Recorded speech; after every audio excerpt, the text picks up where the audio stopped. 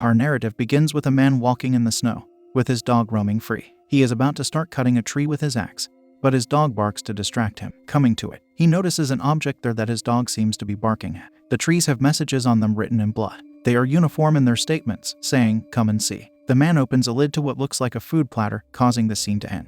We do not see what he sees. After that, the scene changes to show a man lying in bed in his house. When he starts getting ready for work, we see he is a detective, Detective Aiden Breslin. He enters the kitchen to greet his son, Alex. Yet the boy just reads a newspaper in silence. A note on the cabinet tells Aiden that they need breakfast food. Then he starts driving to a site he was called to inspect. Arriving there, he asks the policeman who greets him if they know what the cause of the demise was for the victim. The officer tells him that the state of the victim has not been determined. This makes Aiden stop to look at the officer. He comes to the food platter, which has 3 policemen standing near it. His removing the lid shows us what is there: many bloody teeth. At that moment, we learn that the detective was specifically called for this task due to his background in forensic odontology. The next scene has Aiden dropping a bag of those teeth at his boss's desk. From his analysis, he is able to gather certain facts about the man they belong to. He is also able to tell that the victim was struggling as his teeth were being removed. There is a chance the man could still be alive. At a different hour, Aiden sits in his office, looking at all the evidence lying before him. His partner, Stingray, soon enters. He asks Aiden what the message on the trees might mean.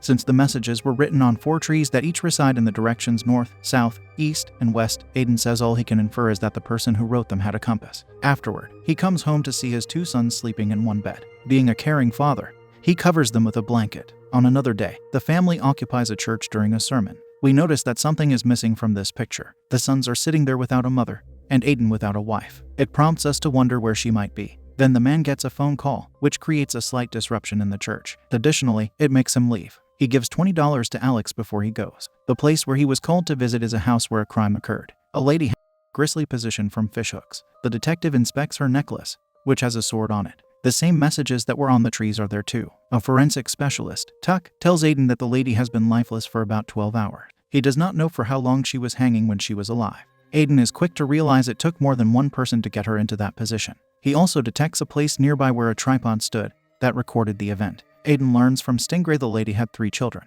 so they go downstairs for Aiden to see them. They are 3 girls. The oldest daughter is Asian because she was adopted. All of them are crying. The detective comes to them, talking softly to the traumatized girls. But prior to him saying everything he planned to say, their father arrives home, who they run to hug. Shortly after, Tuck tells Aiden a baby was taken from the deceased lady. She was pregnant before she lost her life. Later, the oldest daughter comes to Aiden. She is Kristen, speaking respectfully and tenderly to him. He asks if he can do anything for her. All she wants to know is if he is going to catch the person who committed the crime to her mom. Yet Aiden can only try. Of course, he cannot promise her. He tells Kristen to call him if she needs anything. In a forensics room, Tuck informs Aiden of the horrific things that were done to the poor lady at the crime scene. He says she was unintentionally tortured as she was losing her life. So far, the details of the crime don't add up to the detective. In the next scene, he picks up Alex from school. Upon passing a theater, Aiden tells him it's where he met Alex's mom. The boy replies that he hears that every time from him. We still don't know what happened to her. He changes the subject to ask his dad if he wants to go to a sports game with him. Aiden is trying to process whether he can go or not. He then makes up his mind, saying he will go. He does it to not disappoint his son. At home, all 3 of them are getting ready to go. Aiden's sons are excited, entering his room with painted faces. Unfortunately for them, their dad's phone rings. Instantly, we see how the excitement vanishes from their faces. His partner tells him there is another lifeless person somewhere. This means the game will be cancelled. Following this, the detective arrives at the new crime scene. The same message is there for the 3rd time, along with a man with fishhooks in almost the same fashion. He was a 2nd grade teacher. According to Tuck, this is the work of someone inhuman. In a short time, they hear a sound coming from another room, prompting the lawman to behave cautiously. The door to that room gets opened, and a restrained woman falls on the floor. Aiden becomes angry about how they all missed this, causing him to order that paramedics arrive. Afterward, Aiden is sitting in a room with the building manager, who plays security footage for the detective. He learns that the elevator door opened exactly at 4 and again at 7. Calling Tuck gets him the information that the victim lost his life somewhere between 5 and 6. After that, Aiden visits a tattoo parlor. He ends up talking to the man who made the suspension rigs that both of the victims were found hanging from. Aiden demands to know how many suspension rigs he made. But the man he's talking to isn't being very cooperative. Since that is the case, Aiden threatens to search him for controlled substances. That makes the man say he made 4 rigs. Next, he comes to the station to tell Stingray that 4 rigs were made, yet they have only 2 victims. At home, Aiden's younger son, Sean, starts looking at the crime scene photos. His dad doesn't want him to be doing that. However, Sean's questioning of what the message means brings something good to the table. It pushes Aiden in the direction of looking at his bookshelf to find a book about quotes and phrases. In that book, he learns that the phrase, "Come and see," is from the book of Revelations from the Bible. Then he goes to the closet to look at his wife's belongings. He takes out a Bible that has her photo inside. After looking at it for a few seconds, he searches for Revelation 6. He discovers that the chapter refers to the 4 horsemen of the apocalypse. Entering the police chief's office, Aiden instantly says the crimes were ceremonial. The people who committed them were announcing themselves to be present. So he starts reading from the Bible. Part of the passage mentions a sword, which is what the deceased lady had on her necklace. The other necklace had balances on it, something that's also stated in the passage. Therefore, the detective concludes the crimes are about the 4 horsemen. The next scene has Aiden talking to the priest at church. After going over the horsemen, Aiden asks him what the difference is between death and war. The priest illuminates him that war is like strife, a state of mind,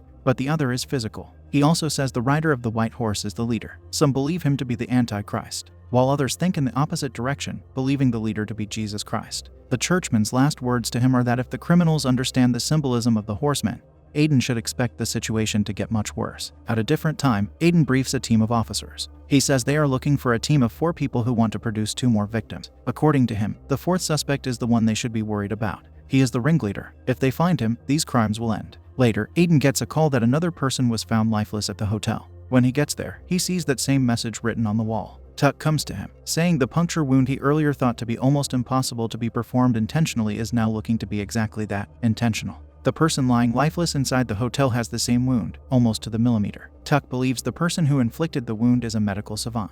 Aiden notices this crime scene is absent of a suspension rig. Following this, we switch from detective work to school. Aiden sits at a parent-teacher conference, where the teacher talks to him about Alex. She says the boy does great when he's there. The problem is that his presence is not often seen. To that, Aiden replies that it's kind of his fault, because he can't spend much time with his son. It is there that we learn Aiden's wife is not with them because she's deceased. Then Aiden talks to Kristen as both of them walk outside. She is curious to know what he does together with his sons. He tells her the truth, not much. He was so focused on his job for a long time that it made him partially miss Alex's childhood. Kristen reveals that her parents did that too. She remembers the moment her adoptive mom came to take her when Kristen was 8 years old. The adoption happened because the mother was believed to be infertile. But in 1 year, a miracle took place due to her giving birth. Aiden understands the difficulty that must have brought to Kristen. Soon she hugs him and says she is sorry. Her apology confuses him. At that moment, she offers a bag with saying she did not know a baby was inside her mom. Of course, Aiden is beyond shocked by what she just showed him. Not only is he severely taken aback by the visual ugliness of a lifeless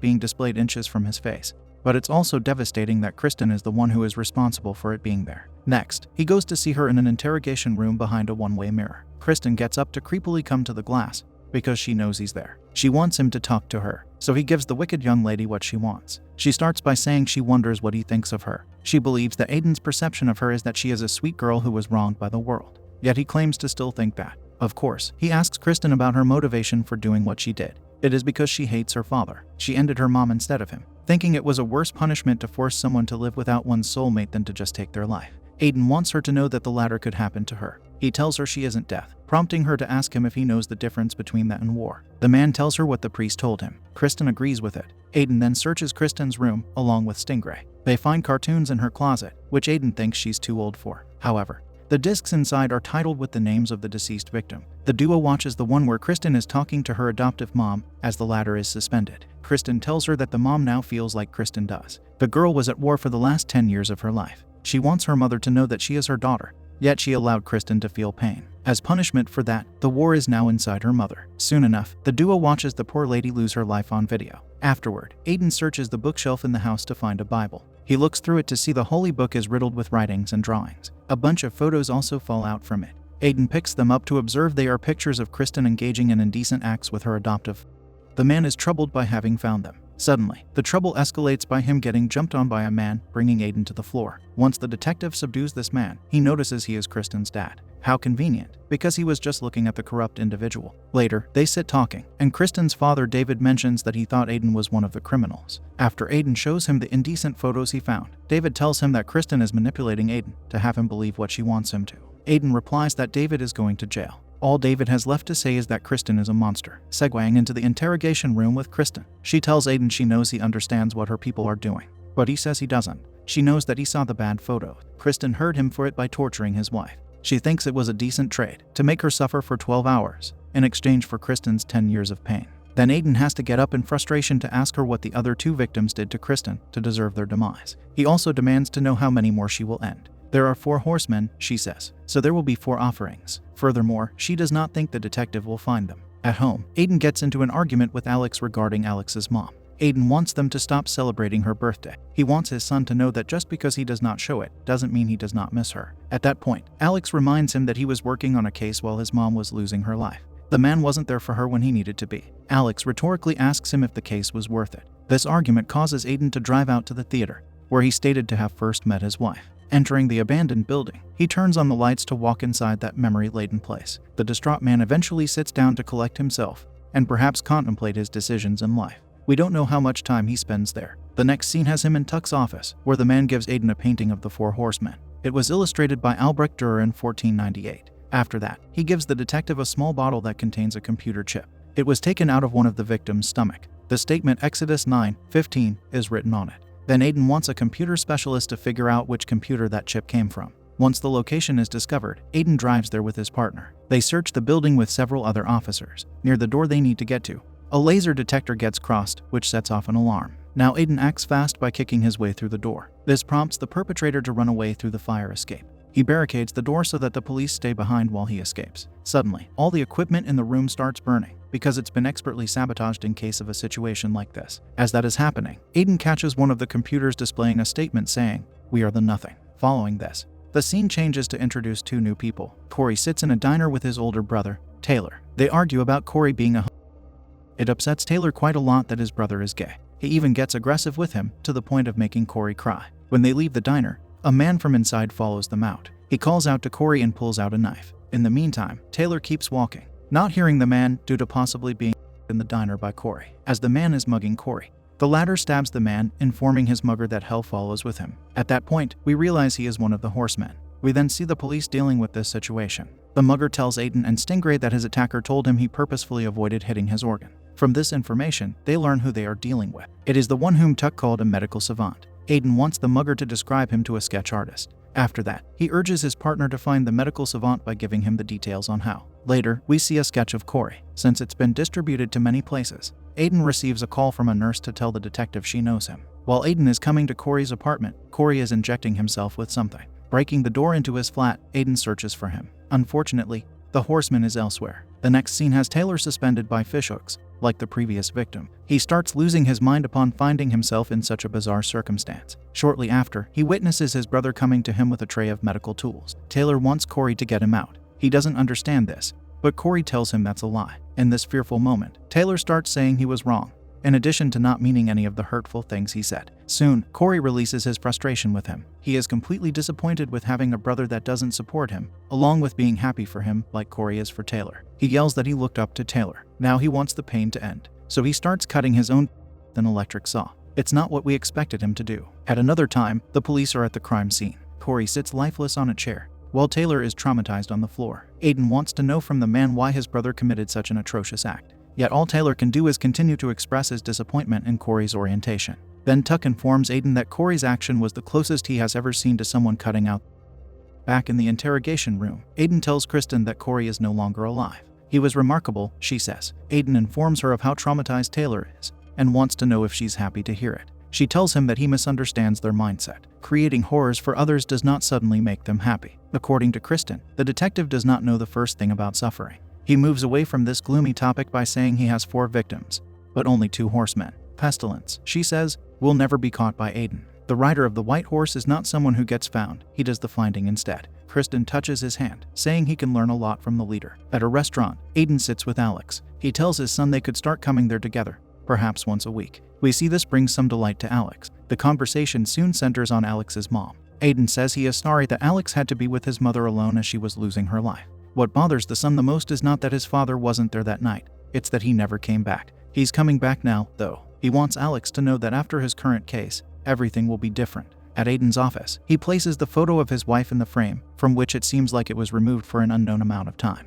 probably since she left this world. His boss wants to give him a new case, but Aiden says he's not done with this one. Having sharpened his understanding concerning what he's working with, he educates his boss that the word apocalypse literally means the lifting of the veil. It doesn't mean the end of the world. This entire time, the horsemen were trying to show them something. Aiden also shows the website the computer was connected to. It houses thousands of members that Aiden thinks are building to something. He doesn't know what it is, yet it will happen tomorrow. He gets emotional talking about it, prompting his boss to give him 24 hours to solve it. Near the bulletin of evidence, Aiden realizes there are 4 come and see messages in all the crime scenes except the one from the hotel. It was the one that did not have a suspended victim in a rig, along with some other missing details. This leads Aiden to believe that the hotel victim wasn't the third ceremony victim. When Stingray asks what he was, the scene cuts. The next scene has Aiden coming to Kristen near her cell room to announce that the victim in the hotel is Pestilence. He enters her cell, where she tells the detective that Pestilence tricked them into punishing the innocent. He told them that the second victim molested his son. He was lying about it, so they took. At a different hour, Aiden discovers that the first 2 victims were in group therapy with the same doctor. He then remembers finding the severed teeth at the start of his case. They were placed there to guarantee that he would be assigned to it. At that moment, he makes his most important discovery, realizing the horsemen are after him and his family. Therefore, he tells Stingray to go to his house to take care of Alex. Meanwhile, Aiden picks up Sean. The last thing he says is that once his wife passed away, Alex was also in group therapy with the same doctor as the victim. After that, Aiden drives. Misfortune strikes as he receives a call from his partner. It's a misfortune because it ends on a sudden bad note. It causes the detective to drive home instead. Arriving there, he finds Stingray on the floor, possibly lifeless, so he cautiously searches for the suspect in his house. Eventually, he discovers the dreadful message right there in his house. It is written near a photo of the theater. The man starts losing his calm looking at it. He cannot accept this is happening to his family. Upon his arrival at the place where he met his wife, he unexpectedly gets injected by someone with a syringe. The injection brings a loss of consciousness. In an unknown amount of time, Aiden wakes up to see his son suspended by the fishhooks. He hoped to never see him as one of the victims, but here it is. He calls out to Alex, and that is all he can do because he is restrained. Soon Alex wakes up to hear his father tell him that everything will be okay. However, the boy says something strange, that he is supposed to drown, not bleed. While Aiden is trying to break from his restraint, Alex yells out that his dad has to know. He adds that it won't end with him. From hearing this, Aiden falls to the floor in sorrow, having realized his son is one of the horsemen.